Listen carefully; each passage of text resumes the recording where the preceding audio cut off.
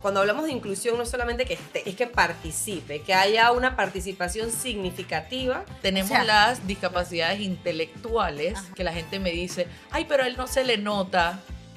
Claro, y es cuando no se ve la discapacidad, es cuando la persona enfrenta más barreras, porque las barreras no son físicas, son actitudinales.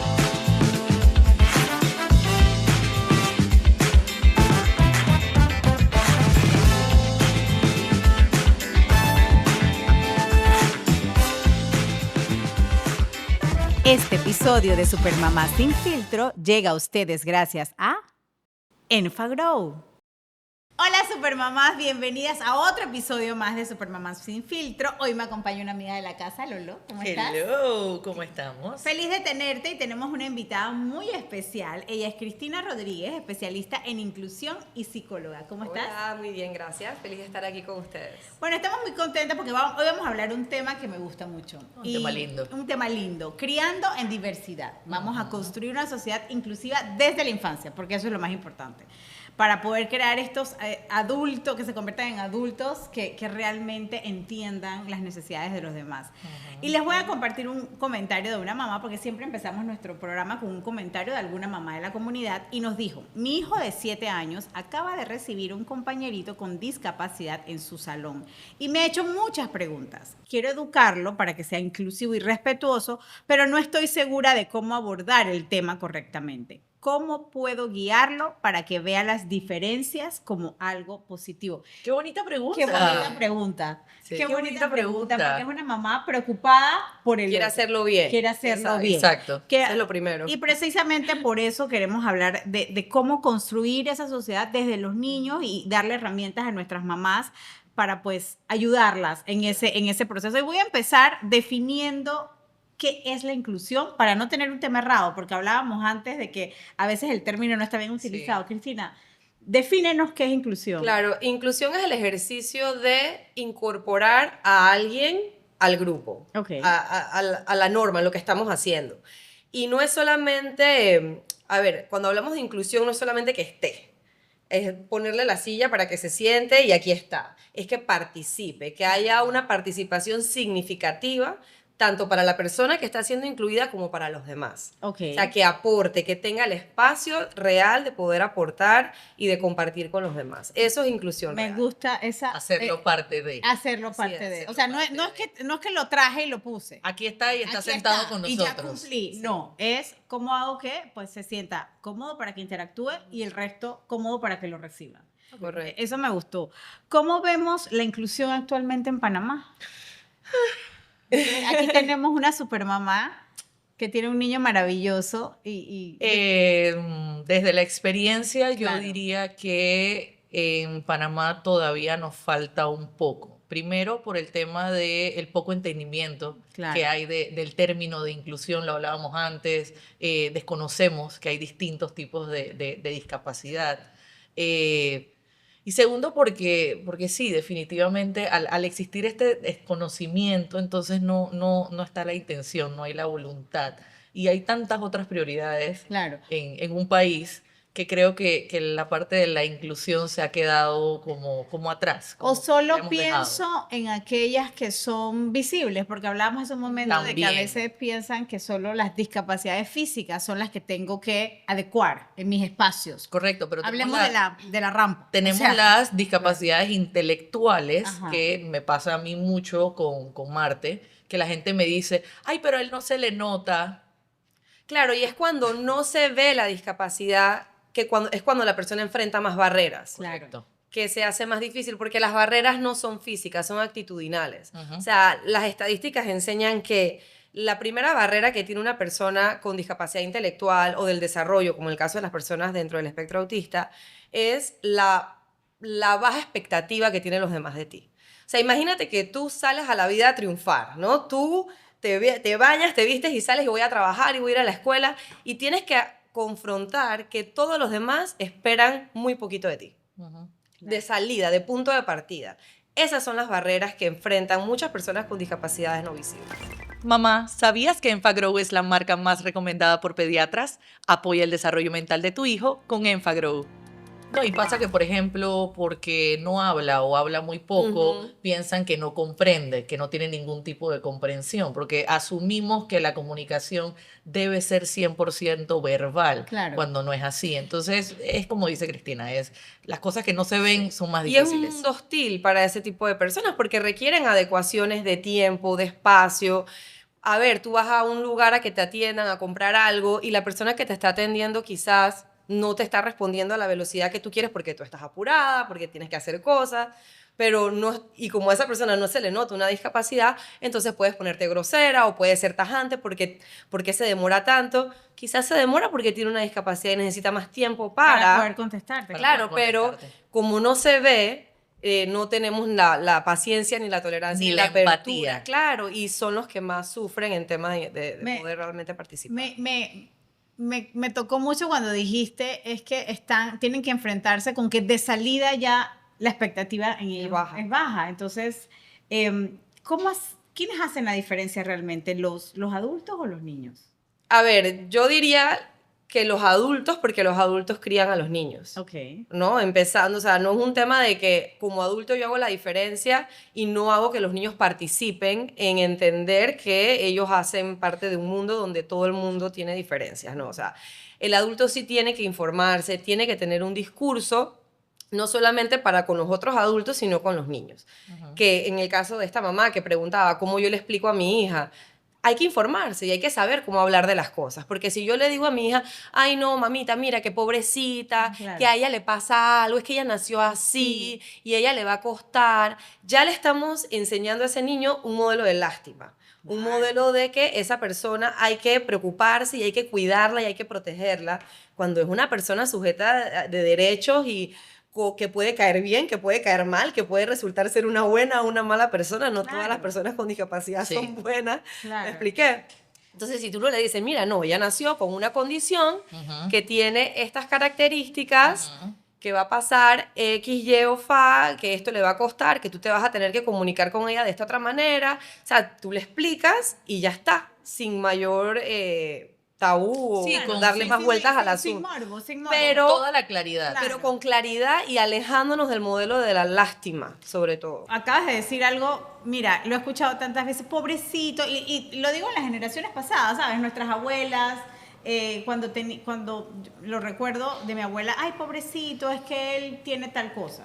Y creo que a lo largo de los años hemos evolucionado en información, ya la gente se refiere a las personas con discapacidad de una manera distinta, entienden que hay distintos tipos de discapacidad, pero todavía hay barreras. ¿Y cuáles piensas tú que son las barreras que enfrentan los niños en nuestra sociedad? Bueno, yo creo que primero que van a ser niños eternos. Cuando tú hablas de un niño con discapacidad, inclusive puede tener 17 años y lo siguen hablando de un niño. O cuando tú hablas, por ejemplo, yo trabajo en el espacio de la discapacidad y me preguntan, ay, ¿y los niños tal y cual? No, yo no trabajo con niños, yo trabajo con niños, niñas, adolescentes, hombres y mujeres con discapacidad. Claro. Entonces, entender de que como Que no van a cualquier ser, claro. persona, pues va a crecer y va a tener un desarrollo y uno tiene que tratarlos acorde, ¿no? Pero en el caso ya de los infantes, obviamente el entorno educativo puede Claro. ser un reto si la escuela no está preparada pues para realmente vivir la inclusión. Y como digo, repito, no es darle un espacio, una banca para que ese niño se siente y esté, sino adaptar el salón y el contenido que se está dando para que él realmente pueda participar. La palabra participación es importante. Es un tema para el niño y es un tema para su familia. Lo O sea sufren que la mucho. educación es básicamente la barrera más grande Sí. que hoy en día enfrentan los niños. Sí, eso, y yo creo que también no hay otros espacios. Claro. Porque la inclusión no se hace solamente en la escuela, ¿no? claro. Y muchas veces esos mitos y esas barreras que las personas tienen de que ya de salida hay una baja expectativa de que esta persona no va a tener mucho que ofrecer, se van creando desde la infancia. Entonces, Ya. si tú desde pequeño tienes la oportunidad de jugar, de estar con personas con discapacidad y no desde el modelo de que, ay, vamos a ir a esta fundación a llevarle juguetitos a fulanito porque pobrecito, no. De ir y, ay, vamos a jugar con esta persona, este niño, esta niña, sin hacer... etiqueta, sin... Exacto, y que se den cuenta de que yo me puedo divertir, yo puedo hacer deporte, yo puedo hacer tantas cosas que las diferencias no se perciben como negativas. Claro. Y es Sino que como diferencia. los niños no perciben realmente esas diferencias. Ya. A mí me ha pasado con Marte, y ahora que está creciendo, que tiene 14 años, que se me han acercado los otros niños, los otros compañeros, y me dicen, tía, y él puede jugar fútbol. Y le digo, perfectamente, enséñale cómo se juega, y él juega contigo. Ah, ok, oye, Marte, ven, vamos a jugar. Entonces, el niño realmente no conoce de discapacidad. El niño conoce lo De que... diferencias. O de diferencias. El niño, para el niño, el otro niño es niño. Claro. Y en estas discapacidades que no son visibles, él se ve igual que yo. Él Claro. probablemente pueda jugar. Entonces la pregunta va porque quizás como no habla tanto, Claro. sabrá, me estará entendiendo, pero cuando tú le dices, sí, él te está entendiendo, los niños son niños y la pelota es pelota, como Claro. digo yo. Entonces, yo creo que es una combinación entre educar a los padres, pero también educar a los niños, porque los niños también pueden educarnos a nosotros. 100%. Los niños también 100%. tienen esa apertura, bueno, los niños hoy mucho son Más sensibles. son más Hoy los sensibles. niños son más... Hoy los niños son mucho más Yo sensibles. lo veo con mis hijas y ellas son muy sensibles son más empáticas con las necesidades de los demás, cualquier tipo de necesidad que sea. O sea, no Exacto. necesariamente estoy hablando de una discapacidad. Dale a tus hijos el sabor que les encanta y la nutrición que necesitan. Chocolisto tiene vitaminas y minerales que podrás preparar todos los días a cualquier hora. 2 cucharadas y listo. Chocolisto, alimenta lo mejor de ti. Una pregunta, Lolo, en tu caso, ¿tú has sentido algún momento que no se haya manejado efectivamente la inclusión de tu hijo en algún espacio?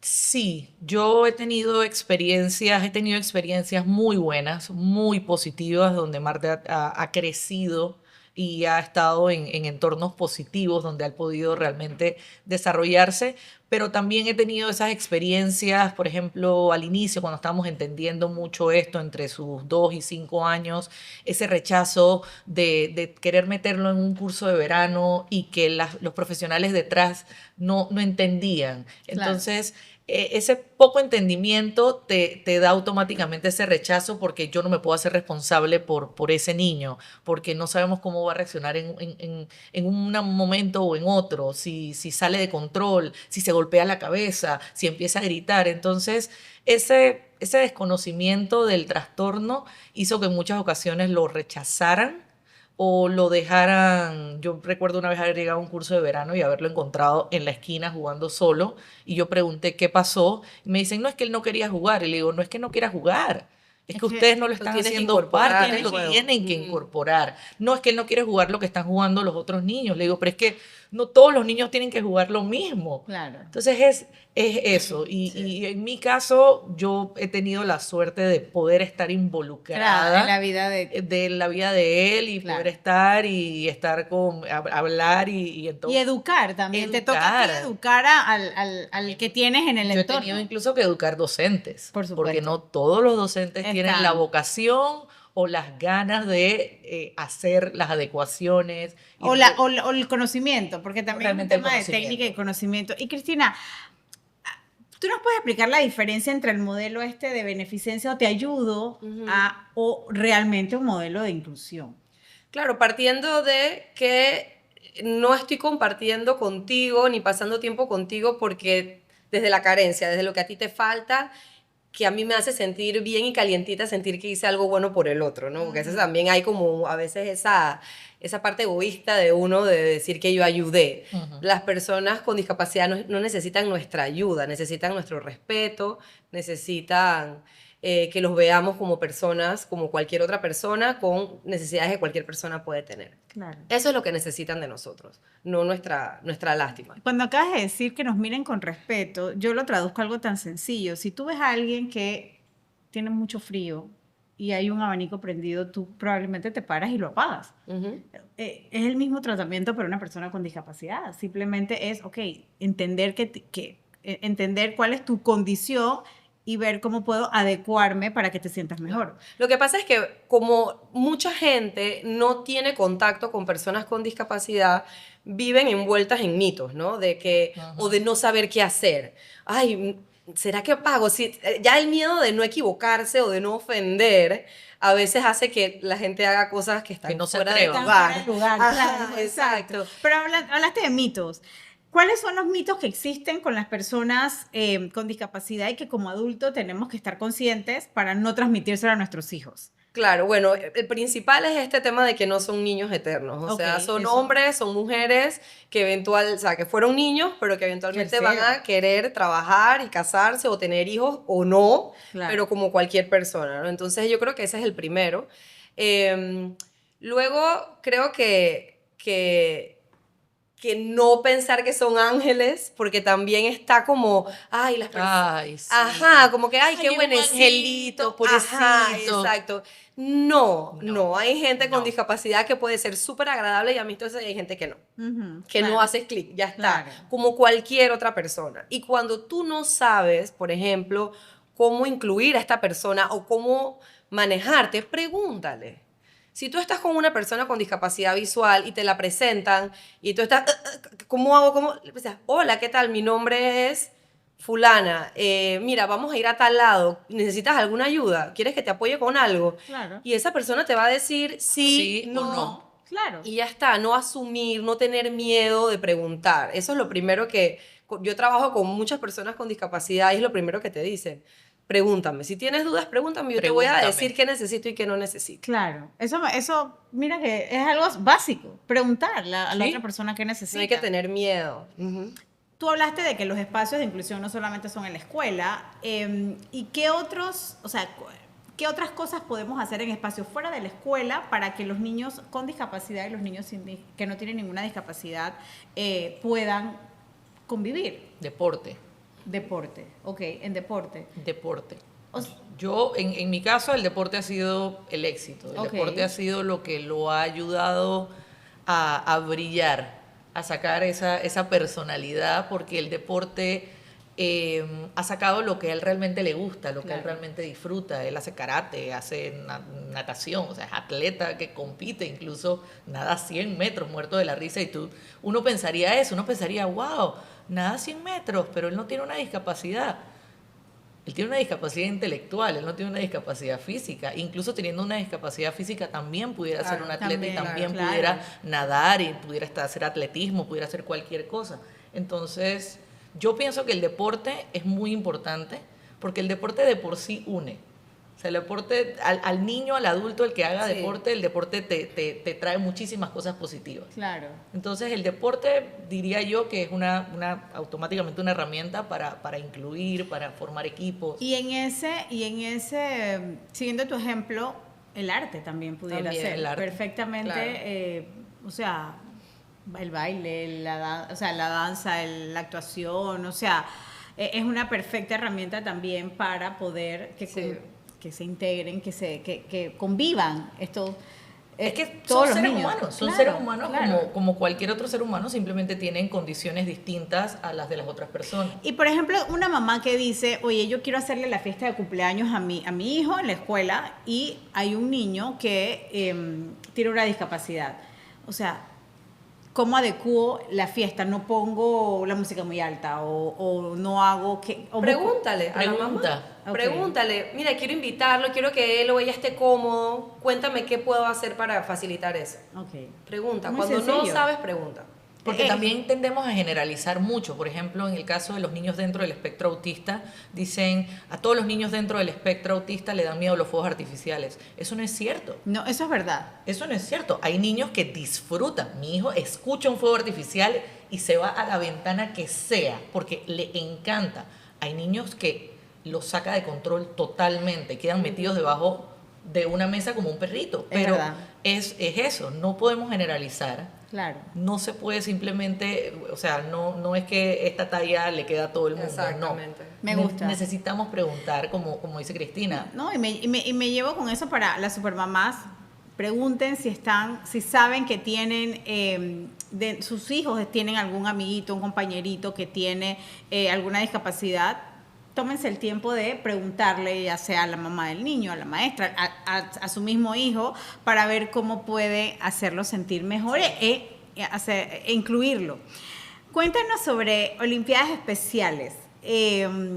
tras bastidores hablábamos un poquito y hablando de deporte, ¿cómo funciona el programa? ¿Qué beneficios ofrece? O sea, me encantaría que nos contaras un poquito Bueno, de yo eso. trabajo en Olimpiadas Especiales desde hace ya casi 10 años. Olimpiadas Especiales es una organización global, está en más de 220 estados y países a nivel mundial. Está en Panamá, Olimpiadas Especiales Panamá tiene ya más de 30 años de trayectoria y es una organización que da espacio para personas con y sin discapacidad de hacer deporte juntas. Y de competir juntas, de entrenar juntas, de disfrutar juntas. Y de verdad es un modelo que brinda oportunidades para niños desde los 2 años y no hay un límite de edad.